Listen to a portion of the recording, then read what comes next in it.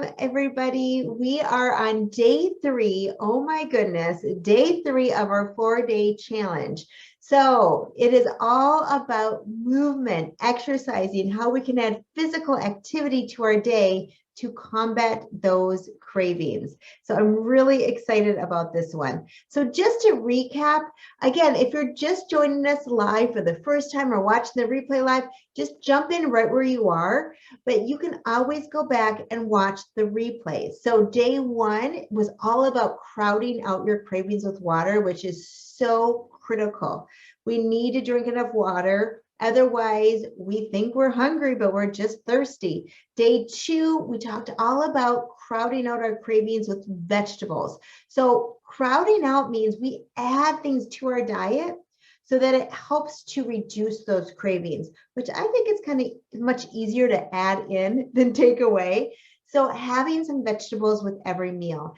And again, start with where you're at, right? So if you are mainly not eating any vegetables right now, just think about 1 meal a day. With the studies show, when we start small, we'll then keep going with that. And you have 2 options to watch the replays. So right here in our Facebook group, facebook.com/groups/mindful health with Lori. And under guides, you'll see them all. Or we have a replay page, which is mindfulhealthwithlori.com/challenge replays. And all of those are going to be up until June 30th. So you have some time. So you'll just see we have the welcome video up there, training 1 and training day 1 and training day 2. It's a little bit of a wait to get it to the website, but otherwise you can watch it on the Facebook right away. So you can see under guides and Facebook, right here, guide 1, guide 2, guide 3, they all have the live training. And then today, this one will go into the guide 4. So we're all set. So if you're just tuning in, hello. I am so happy that you are here. Let me know how you are doing. I want like a thumbs up if, are you adding water to your diet? Are you being mindful about some more vegetables? And you can win prizes for commenting right now. So it doesn't matter if you're live or watching the replay, but you can win prizes and awards just by being active in the challenge. So tomorrow during our live, it's going to be a little bit longer. We're going to be giving out some prizes for who has been the most active and maybe somebody who can be the most encouraging of this awesome challenge to other people, right? I think when you are coaching somebody else, maybe even a complete stranger, you're actually more accountable to yourself. And if you haven't downloaded the workbook yet, no worries. You don't need it for the training today. But if you want, it's lorikampa.biz/challenge workbook. And today we're going to be going through page 14. And I noticed I had a typo, but anyway, maybe we can move past that. So you can tell me if you can see where that mistake is. And I want this time for you to count. We're going to be together just another, 10, 15 minutes, quick to the point training, but you showed up for a reason, and to make a difference in our lives, we have to pay attention and we have to give it all of our attention. So let everybody know for the next 15 minutes, you are in class, you are focused on helping you become the best version of you. So day 3, again, is all about combating those cravings with movement. And I love seeing the comments. Tracy is saying, yeah, she's drinking 1.5 liters plus some tea.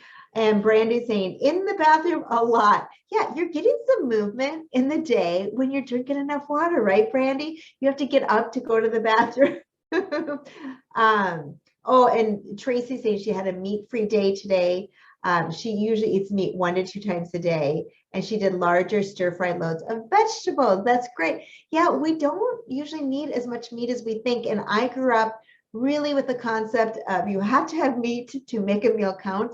And now I really understand that you don't need that. Yeah, lots of crowding out ideas. Hello, yes. Oh, hello.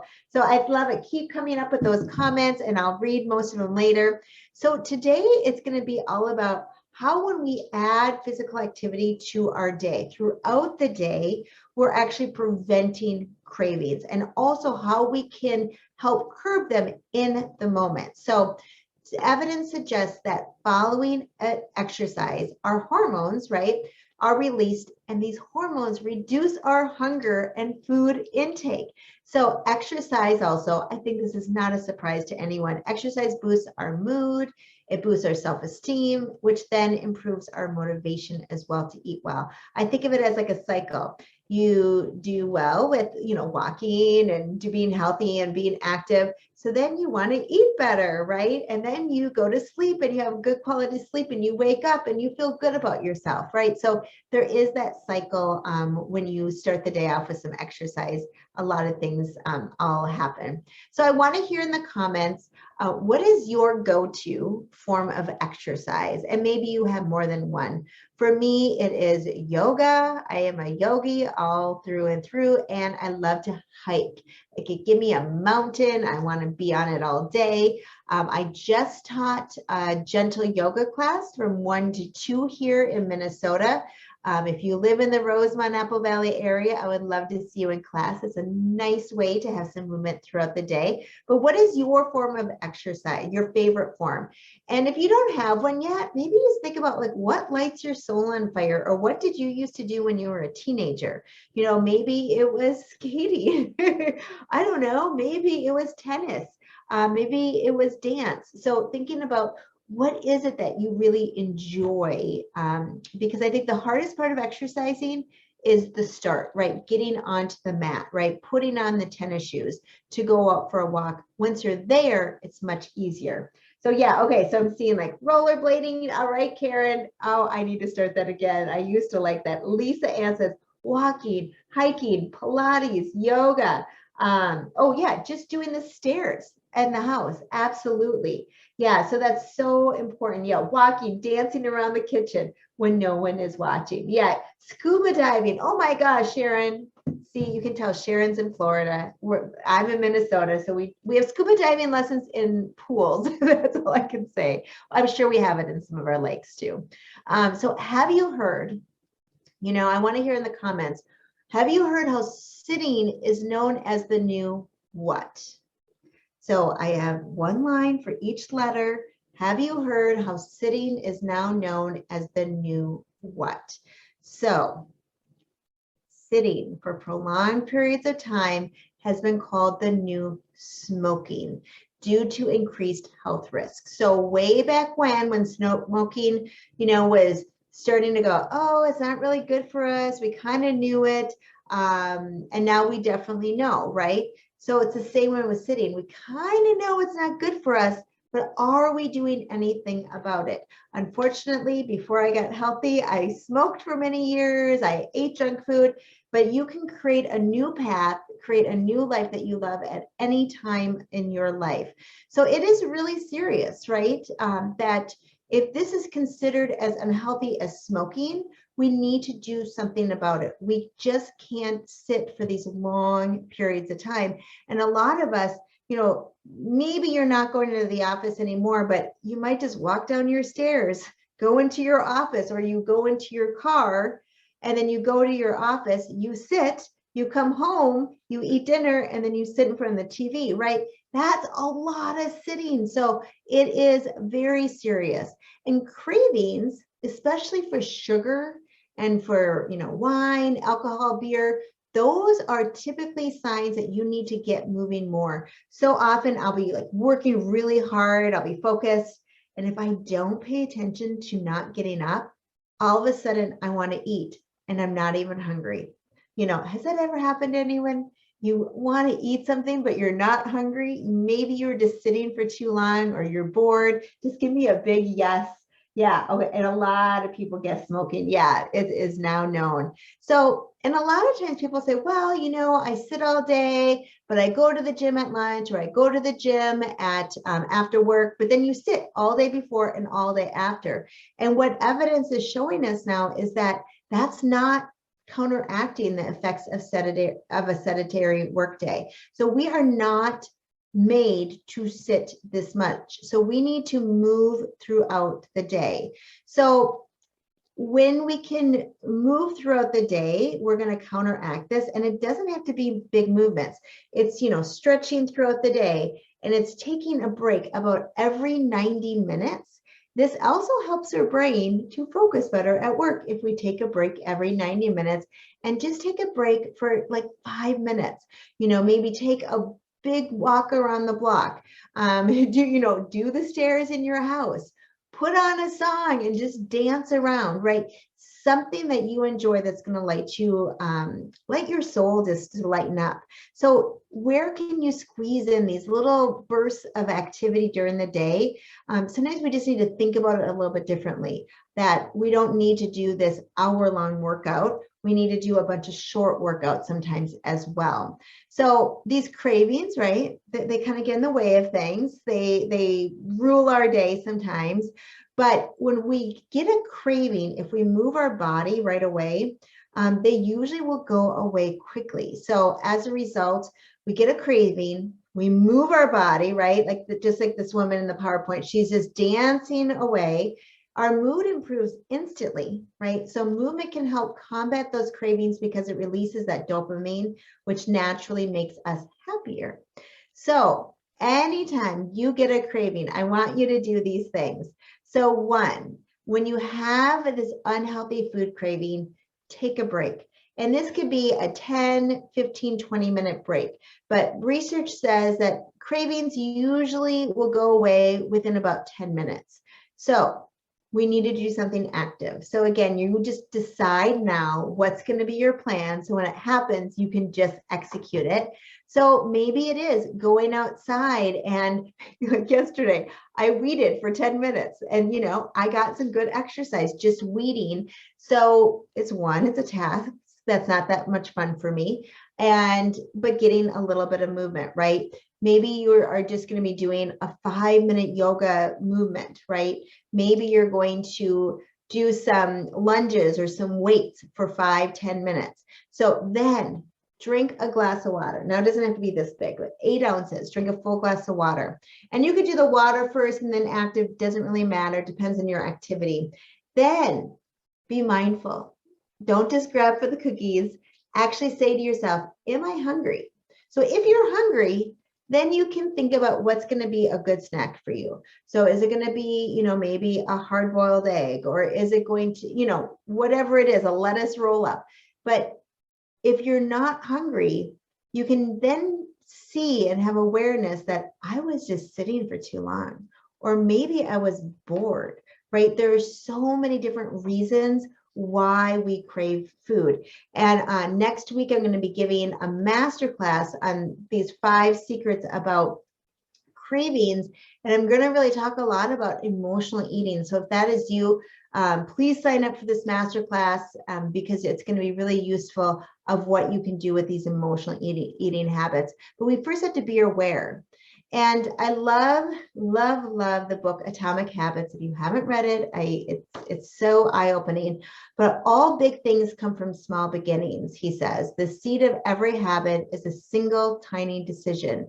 And so with my clients, where we find the most success is starting small. So your first goal might be to put your tennis shoes on every single day. And maybe it's at 10:30, that's 90 minutes into your workday. And that's all you do is you put on your tennis shoes and you've got that goal every single day. And then next week, maybe you go outside and you walk to the mailbox. And maybe the week after that, you walk around the block, right? All of us here are different. So you know where you need to start to come into this. But we don't need to have this big thing happen. When we start small, that's when we can start with the habits. And we just want to have that consistency going forward. Because when we do things, and when I teach things, when I work with clients, it's not about the short term, right? It's about long sustained change. So you can do any type of physical activity. I mean, the research says, just so we're moving our body and find movement you enjoy doing, it will be easier. Not only will your muscles thank you, but it will also improve your circulation, making you feel less tired. Notice what happens when you take these breaks throughout the workday. You feel like you can focus more, right? We have an attention span of about 90 minutes, and after that, it just keeps going down. So we need to take a break. So when I work with health coaching clients, with each one, everyone's different. So I work with them directly to see what strategies work best for movement throughout the day. Do they have access to some online classes? Do they belong to a club? You know, what is it? And then we will experiment to get a habit down. So think about some ways of how you can find a little extra movement throughout the day. So a lot of people like to set a timer, or you mark your calendar with every 90 minutes to be like, get up, get off your butt, whatever it is, go dance, so that you have that reminder like, oh my goodness, I've been sitting for 90 minutes and I was so focused at work, I didn't notice it. If you are in the office, maybe you can suggest to somebody, if it's just 2 people or maybe 3 people in a meeting, you could say, hey, let's take a walking meeting instead. Especially if you have nice weather where you're at, maybe you can go outside. In Minneapolis, we have skyways that people can walk to. Also, maybe you decide anytime you go someplace and it's 4 floors or lower, you're going to take the stairs. Just decide on what is going to be your rule for that. Again, my favorite, putting on some Journey, Don't Stop Believin'. And I have a 1-song dance party. Yes, I do have it all by myself, and it's fun. It gives me more energy too. Maybe you go online and you take a yoga class or some weight classes. I also practice yoga online, so I do live classes with Green Lotus, live classes with Core Power, so that really helps. Sometimes I will just physically move. I have my computer on a stand. I physically move it to my kitchen counter just so I can stand, and then I do leg lifts on each side as I'm actually typing.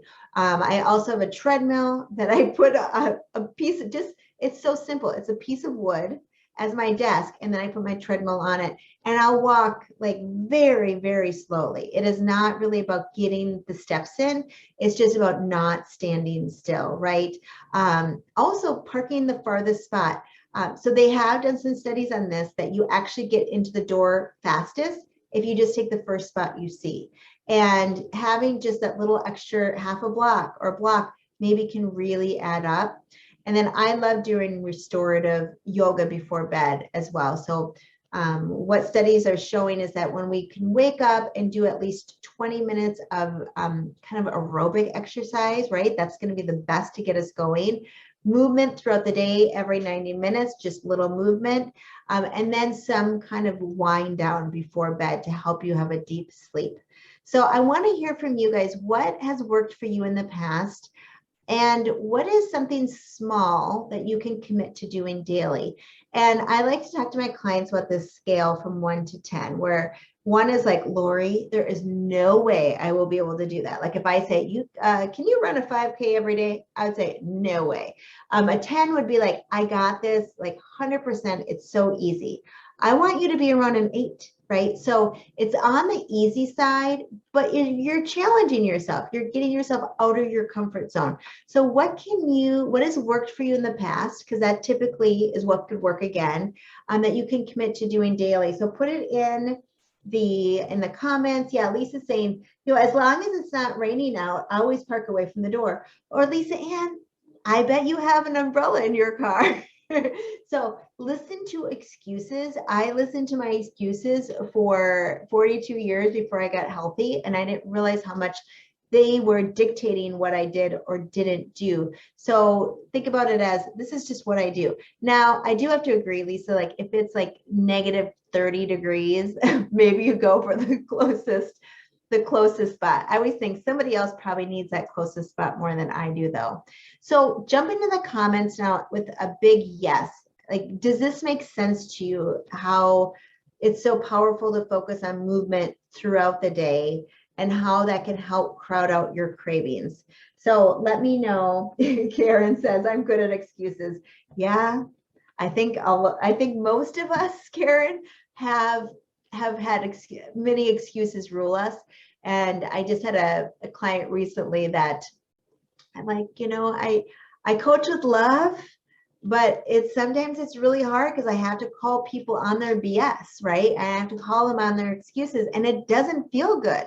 It doesn't feel good to be called out, right? But if you're paying me to help you with transformation for the long term, then we need to be aware of what's really happening. So yeah, so thanks for bringing that up. So again, big journeys begin with small steps. So literally a walk around the block to the mailbox, whatever it is.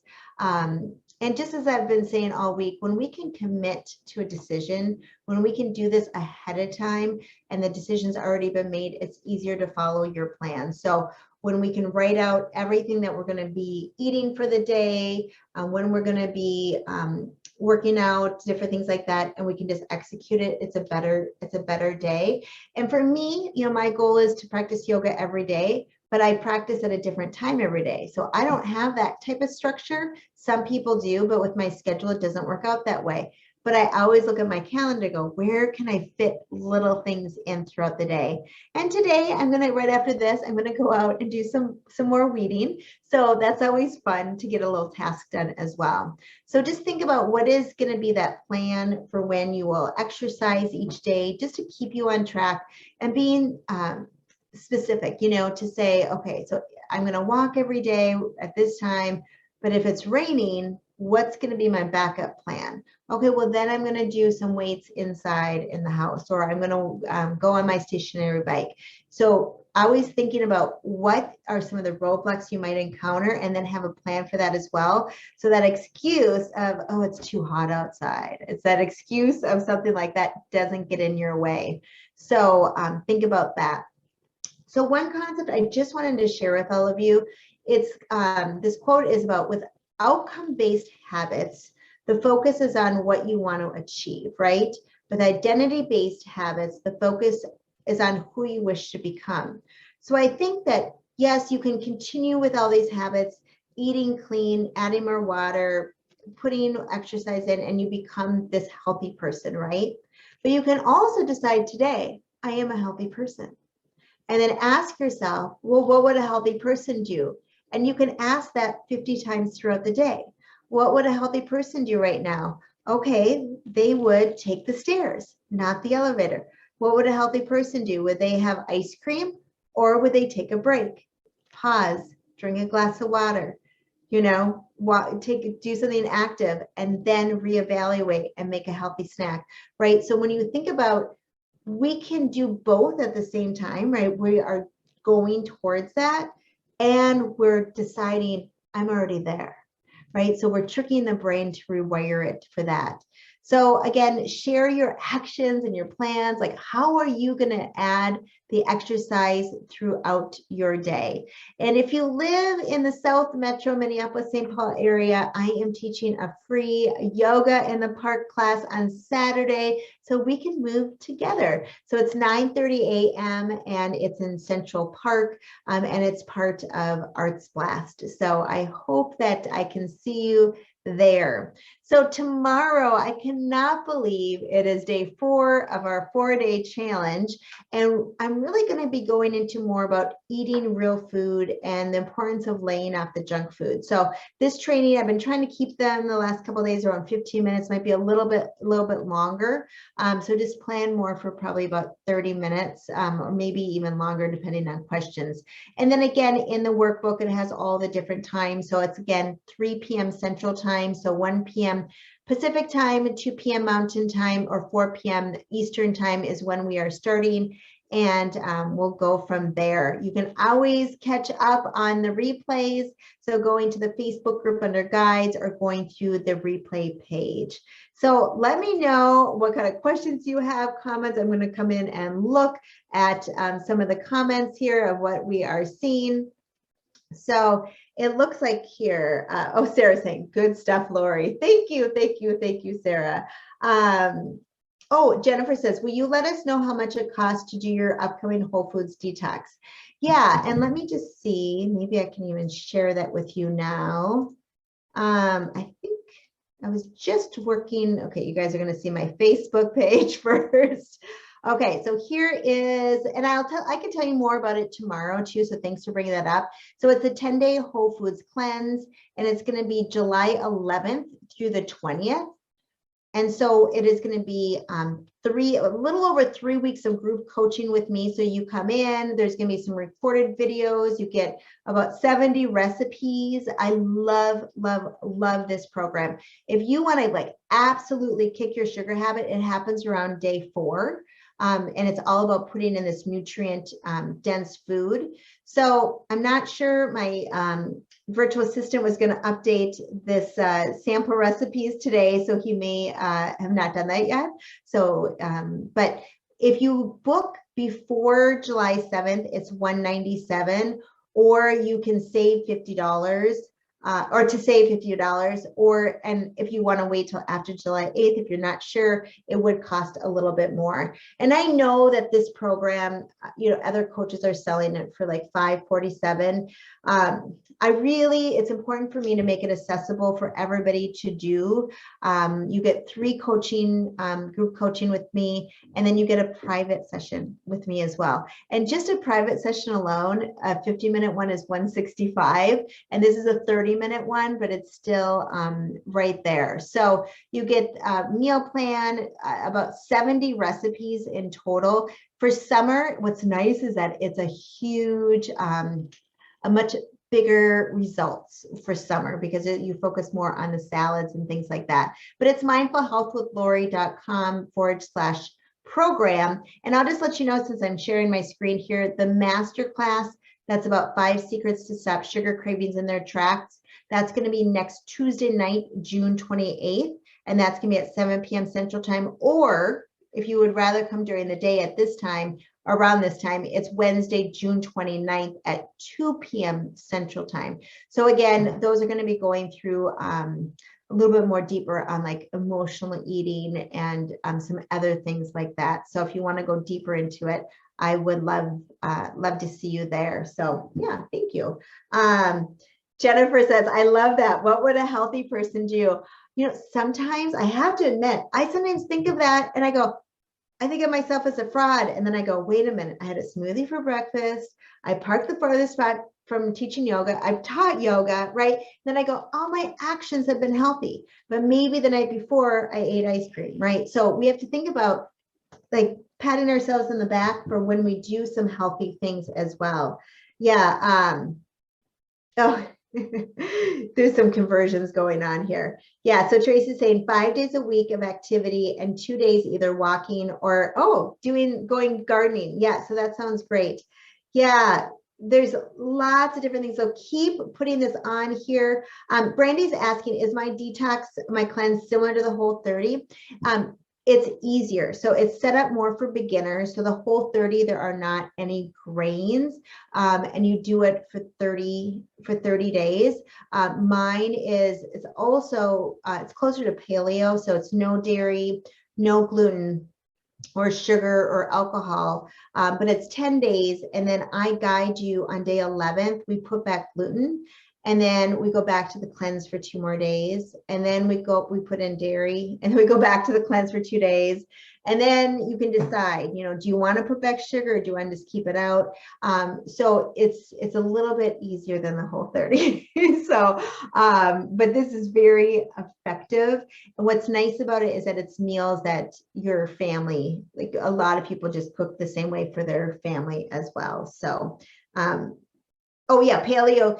Some people eat paleo as no grains as well. Mine, we don't have beef in it, any red meat, where the Whole30 you can. But what we're doing is we're cleansing, we're detoxing as well. So we're getting rid of food that's a little bit harder to digest and giving our bodies a rest. But we're just filling it up with nutrient dense food. But yeah, so if you have any questions, go to mindfulhealthwithlori.com/program. And again, it will be all the way updated by tomorrow. So if there's a link that's from last time, just be patient and come back tomorrow. But anyway, thank you guys so much. And we'll see you tomorrow at 3 p.m. Central Time when we talk more about the reasoning behind laying off the sugar and focusing on nutrient dense food. So take care, everybody. Bye-bye.